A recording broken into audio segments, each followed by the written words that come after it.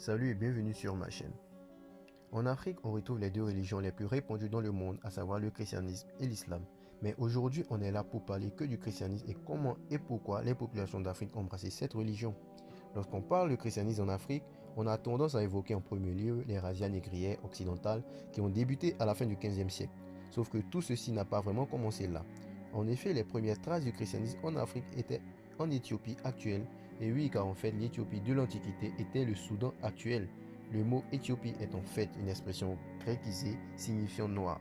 Les Éthiopiens actuels sont donc des Arabes venant de la péninsule arabe suite aux guerres qu'il y avait tout le temps dans la région. Et ces fameux Éthiopiens se convertissaient de manière récurrente au fil des siècles. Ils devenaient soit musulmans ou chrétiens en fonction de celui qui dominait, et ce pour des raisons économiques et politiques. Pour ceux qui voudraient plus de détails sur le sujet, je vous mets en lien en description la vidéo du frère Mobali Makassi qui a fait un travail absolument monstrueux sur le sujet. Maintenant revenons au XVe siècle. Pendant la traite négrière causant plus de 200 millions de victimes, tout n'a pas été facile pour les négriers. En effet, ce n'étaient pas des échanges entre Africains et Européens comme on nous le dit souvent, mais plutôt des enlèvements, ce qui a causé de nombreuses résistances à travers l'Afrique. Donc, il fallait pour les négriers utiliser tous les moyens pour avoir le maximum d'esclaves possible, d'où l'utilisation d'armes à feu comme vous le savez bien.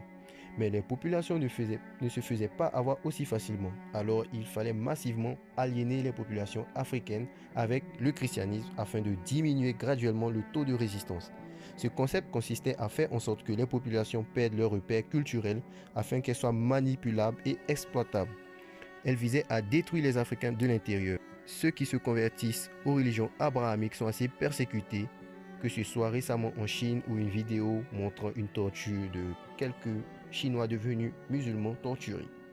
Maintenant revenons en Afrique. Ce processus d'affaiblissement et de corruption a surtout marché car il se faisait de force et de génération en génération, car ceci engendra des traîtres au sein de la résistance africaine, tels que le frère de la reine Nzinga d'Angola, qui a collaboré avec les Portugais afin de pouvoir renverser sa sœur.